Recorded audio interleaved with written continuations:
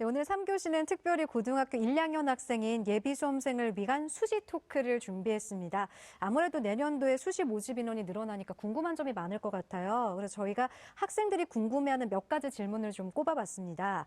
먼저 내년도 입시에서 반드시 주목할 점은 무엇인가요? 이런 질문이 있었는데 이거는 윤상현 선생님께서 답변해 주실까요? 네.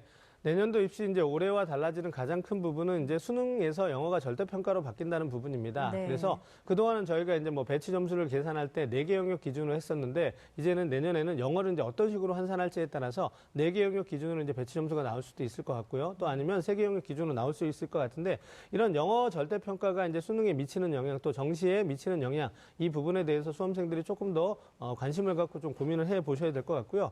그다음에 이제 제가 개인적으로 두 번째로 이제 큰 변화라고 하는 부분은 네. 고려대학교 아까 이제 잠깐 얘기가 나왔는데 네. 고려대학교에서 이제 논술 전형을 폐지한다라는 부분이거든요. 모집 인원이 1,000명이었고 그 1,000명의 인원이 갑자기 없어지기 때문에 논술 전형에서도 이제 영향력이 있을 거고요. 그 논술 전형이 대체되는 학생부 종합 전형에 있어서도 이게 이제 비단 고려대 학교만의 문제가 아니라 네. 그 인근 뭐 비슷한 수준의 다른 대학들에도 미치는 영향이 크기 때문에 그런 부분도 이제 사실 조금 면밀하게 좀 고민을 해 보셔야 될 것 같고요. 네. 또 이제 전반적으로는 수시 모집 인원이 증가하고 또 그 중에 이제 가장 많은 인원 증가를 차지하는 부분이 학생부 종합전형이기 때문에 사실 또 학생부 종합전형이 많이 증가한다라고 해서 모든 학생들이 또 학생부 종합전형을 지원할 수 있는 부분은 아니거든요. 네. 그래서 사실 좀 그 경계선상에 있어서 네. 내가 과연 학생부 종합전형에 지원할 수 있느냐 이런 부분에 대해서 종합전형이 많이 늘어난다고 하는데 뭐 무턱대고 지원할 수는 없을 테고 이런 부분에 대한 어떤 판단 그래서 전형을 설계하는 데 있어서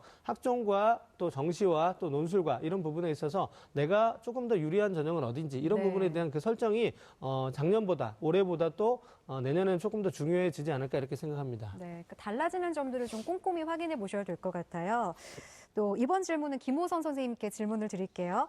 내년 수시 지원까지 1년도 안 남았는데 이 수시를 목표로 하는 학생들에게 수시 플랜, 계획표를 짜주신다면 어떻게 짜주실 건가요? 네, 일단 고등학교 2학년 학생들 아까 이제 박준호 선생님 말씀하셨듯이 이제 수능 플러스 10일 정도 남아 있는 거죠. 네. 자, 일단은 뭐 수시 같은 경우는 이제 내년 9월에 이제 보통 원서를 쓰기 때문에 보통 3학년 1학기에 올라와서 수시 특히 학생부 전형을 준비한 학생들이 그 시기에 준비한다면 상당히 좀 부족하거나 좀 이렇게 준비 자체가 소홀하게 됩니다. 네. 자, 그래서 일단은 학생부 전형, 특히 종합 전형을 준비하는 학생이라면 이번 2학년 2학기 마무리 때까지 본인이 이제 자기 생활기록부를 지금 현재 검토한 후에 네. 어느 부분이 좀 더 저희가 더 보완돼야 되고 어느 부분이 좀 더 강점이 있는가를 좀 면밀히 살펴서 내가 2학년 2학기까지의 기록이 다 끝난 다음에 충분히 학생부 종합 전형에 대한 경쟁력이 있다라고 판단이 드시면 이제 겨울방학부터 좀 더 그 내용을 보충해서 남은 3학년 1학기 한 학기를 더 채워서 이제 지원하시면 될 것 같고요. 학생부 교과 전형 같은 경우는 역시 3학년 1학기까지의 내신 전형이죠. 네. 그래서 일단 3학년 1학기까지의 내신 전형, 지금 3학년 1학기에 해당하는 부분이 가장 이제 반영 비율이 크고, 그 다음에 2학년 2학기에 해당하는 부분도 지금 남아있는 부분도 상당히 크기 때문에 지금 남은 기간까지 본인이 지금 현재 2학년 2학기 기말고사 앞두고 지금 내신 성적이 조금 소홀한 학생들도 지금 충분히 만회하면 올라갈 수 있기 때문에 좀 더 학교 수업에 좀 충실하게 해준다면 학생부 교과 전형 충분히 지원 가능합니다. 자, 그 다음에 이제 논술 전형과 그 다음에 특기 전형 같은 경우는 그 해당하는 그 전형의 자격 요건 또는 거기에 따른 준비도가 되어 있는 학생들이 네. 실제는 지원해서 성공할 수 있기 때문에 그런 부분은 충분히 학교와 상의해서 준비하시는 것이 아마 도움이 될 것 같습니다. 네. 자, 기말고사가 끝이 나고 겨울방학인데 예비 고3에게는 아무래도 중요한 시기가 되겠죠. 이 겨울방학을 어떻게 보내면 좋을까요? 이 질문은 박중서 선생님께서 답해 주실까요? 네, 겨울방학 때 학생들의 머릿속에 가장 많은 것 네. 중에 하나가 단어가 아마 올인일 겁니다. 그래서 자기 부족한 거에 네. 완전히 집중하면 성적이 많이 대폭 향상되면 다른 것도 동반 상승될 거라고 생각하지만 네. 올인은 잘못하면 올킬도 당하실 수 있는 거거든요. 아이고. 그러니까 제가 보기엔 이건 아닌 것 같고요. 좀 자기의 주력 과목에 대해서 집중적인 학습을 하긴 하셔야죠. 그런데 자기가 잘 나오는 과목 같은 경우에는 좀 방심하는 케이스도 있거든요. 그래서 일단은 잘 나오는 과목은 유지하시고 부족한 과목에 시간을 조금 더 투자하셔서 한 등급씩 올린다라고 생각하셔서 그 목표를 가지고 고른 학습을 하시는 게 중요할 것 같고요. 또 한 가지는 이 학생들 같은 경우에는 대부분들 겨울방학 때들의 뭐 다른 것들도 여타 준비할 것도 많다고 생각이 들어서 좀 부담을 많이 갖긴 하는데 대부분 고3 처음 올라가서 3월달 모의고사를 보고 나서부터는 많은 학생들이 성적이 많이 떨어져요. 네. 그래서 그 이유를 대부분 재수생들의 유입으로 핑계를 대는데 실제로는 뭐 재수생의 유입도 있죠. 물론 있긴 하지만 제가 보기엔 자신을 한번 돌아봤으면 좋겠습니다. 그거에 따라서 난이도와 범위가 점점 늘어나고 있는데 학습량을 늘리고 있는지 네. 자기 자신도 한번 돌아보셔서 자투리 시간까지 좀 활용하셔서 공부 시간을 좀 늘리셨으면 좋겠습니다. 네. 뭐 그런 학생은 없겠지만 나는 방학 때 하면 돼라고 지금부터 손을 놓으시면 절대 안 됩니다. 꾸준히 하셔야 돼요. 자, 이번 질문은 윤상현 선생님께 드릴게요. 탐구 과목을 아직 결정을 못했는데 언제까지 하면 좋을지 이 탐구 영역 선택 방법도 알려달라고 하시네요. 예, 이제 탐구 과목 아까 이제 우리 상담 학생도 탐구가 조금 약했었거든요. 네. 아마 이제 뭐 많은 학생들이 아직까지 탐구에 집중을 하지 않아서인데 탐구 과목 결정을 2학년 말 또 2학년 겨울에서 3학년 올라가는 직전으로 좀 미루는 학생들이 있는데 네. 저 개인적으로는 1학년이든 2학년이든 충분히 탐구 과목은 일찍 결정할 수 있다고 생각합니다. 물론 이제 공부도 내신과 병행해서 충분히 해나갈 수 있고요. 그래서 왜 그런 그 일찍부터 결정하는 게 필요하냐면 탐구 과목에 있어서 가장 선택의 기준이 되는 것은 자기가 좋아하고 잘할 수 있는 거거든요. 네. 자기가 좋아하고 잘할 수 있는 게 뭐 2학년 때 갑자기 생겨나는 건 아니잖아요. 그러니까 그렇죠. 일찍부터 충분히 자기가 희망하는 전공이라든가 이런 부분과 관련돼서 본인이 가장 좋아하고 잘할 수 있는 이 과목을 선택하는 게 1순위가 되겠고요. 특별히 이제 좋아하는 게 잘하는 게 없다라면 이제 뭐 여러 가지 기준에 따라서 선택자가 많은 학생, 많은 어떤 그 과목들을 선택하는 것도 또 하나의 기준이 될 수 있고, 그다음에 이제 최근에 이제 사탐이든 과탐이든 그 논술 과목과 사실 그 탐구 영역은 좀 연계가 되거든요. 네. 그래서 만약에 논술 전형을 희망한다면 자신이 이제 희망하는 대학의 논술 문제 또 논술 과목들과도 좀 연계를 해 주셔야 되겠고요. 인문사회계열 쪽에서는 당연히 논술과 좀 연관성이 조금 더 높은 그런 과목들을 선택하시는 게 조금 더 이제 도움이 되지 않을까 생각합니다. 네. 뭐 앞서 윤상현 선생님께서 말씀해 주셨지만 2018학년도에 수시 지원 모집이 많이 늘어나잖아요. 근데 그렇다 보니까 나도 수시를 넣어야 되냐 이렇게 궁금해하는 학생들도 많더라고요. 이 질문은 김호선 선생님께서 답변해 주실까요? 네. 일단 좀 많은 분들이 약간 오해하고 계시는데 네. 최근 몇 년간 보면 수시에 대한 정원이 3분의 2, 즉 66%를 넘었던 해가 꽤 많습니다. 다시 말씀드리면 내년쯤 돼야 이제 70을 제대로 넘는구나 이제 이렇게 네. 나오기 때문에 그동안도 계속 수시와 정시의 비율이 거의 모집 인원이 2대1 정도가 되었습니다. 자, 다만 저는 이제 수시를 준비하는 학생들은 난 정시를 안 할래. 정시를 준비하는 학생들은 수시를 안 할래. 이렇게 보통 계획을 세우고 3학년에 올라오는 학생이 꽤 많습니다. 자, 저는 분명히 말씀드립니다. 수시와 정시는 같이 가는 겁니다. 다시 말씀드리면 정시는 당연히 누구나 다 같이 준비하는 거고요.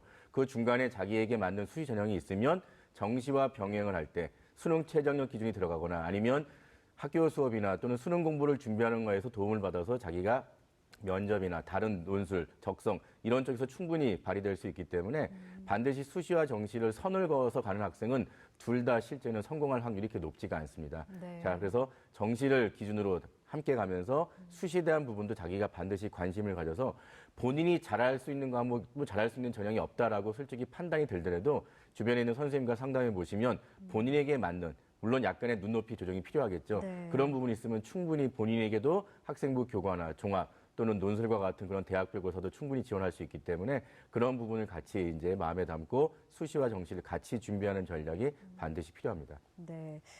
박준서 선생님, 2018학년도에 보면 학생부 종합전형의 비중이 높은데 비중이 높다고 해서 다 쓸 수 있는 건 아니잖아요. 어떤 학생들에게 학생부 종합전형이 좋은가요? 일단은 저는 가장 먼저 말씀드리고 싶은 건 진로가 좀 정해져 있느냐도 좀 말씀을 드리고 네. 싶어요. 그래서 본인이 하고 싶은 진로에 대해서 좀 명확한 친구들이 합격률이 좀 높았고요.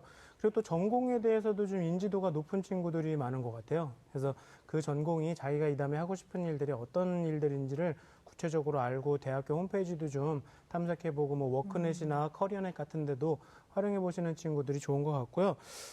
지금 고등학교 2학년 학생이 지금서부터 갑자기 학종을 준비하겠다. 저는 뭐 해볼 만도 한 것 같지만 안 네. 된다고 하기는 좀 그래요. 그래서 한다고 하면 했으면 좋겠지만 제가 절대 안 된다고 하는 건 고3 여름에 갑자기 저보다 내신 낮은 애도 쓴대요. 막 그러면서 하는 친구들은 네. 조금 말리고 싶습니다. 그리고 특히 이 말씀을 드리는 건 1학년 학생들 700일이 넘게 남았습니다. 충분히 준비할 수 있으니까요. 네. 꾸준히 준비하는 학생들이 학생부 종합전형에선 좋은 성과를 내는 것 같습니다. 네.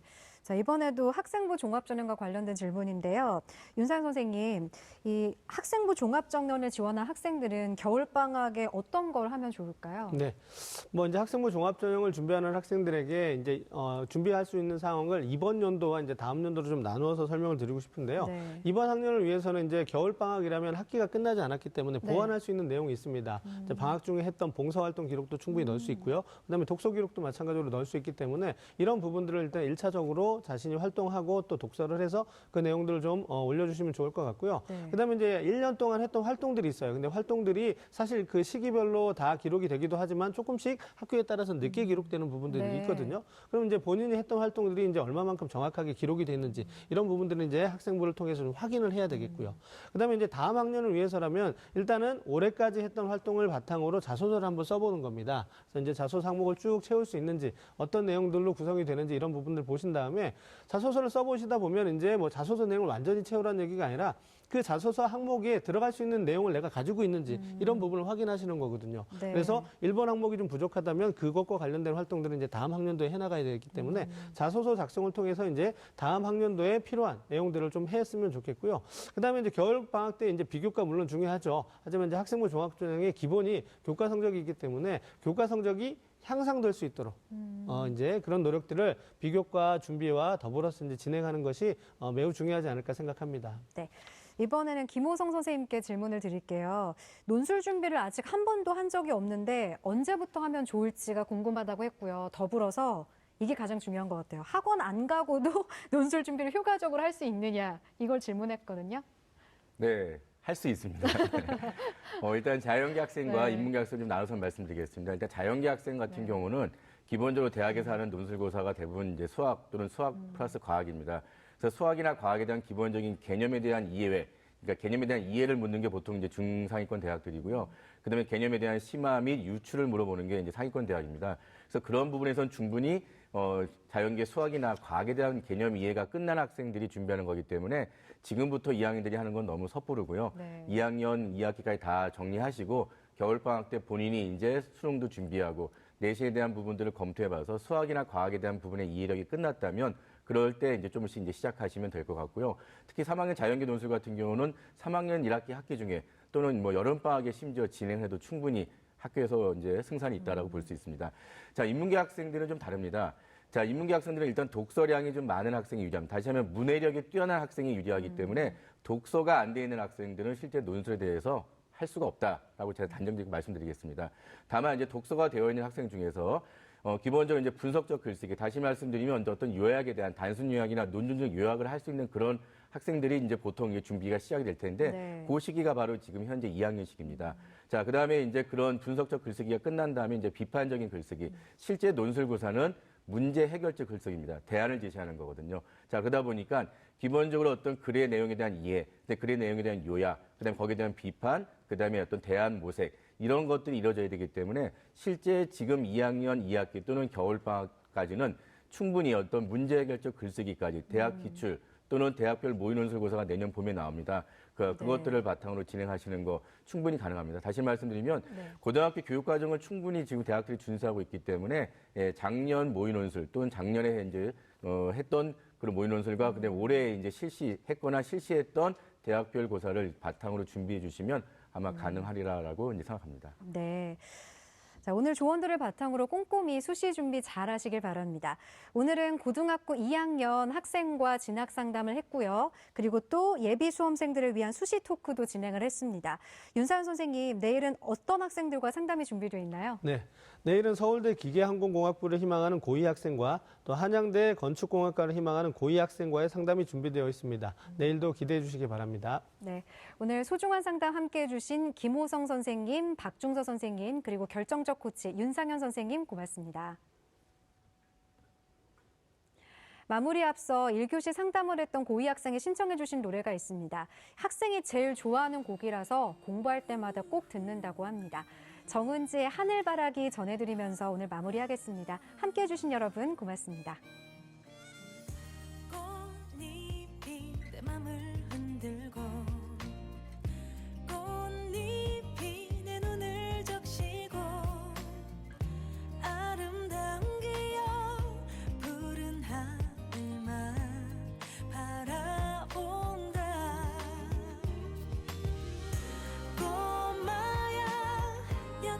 쓰지만 슬픔을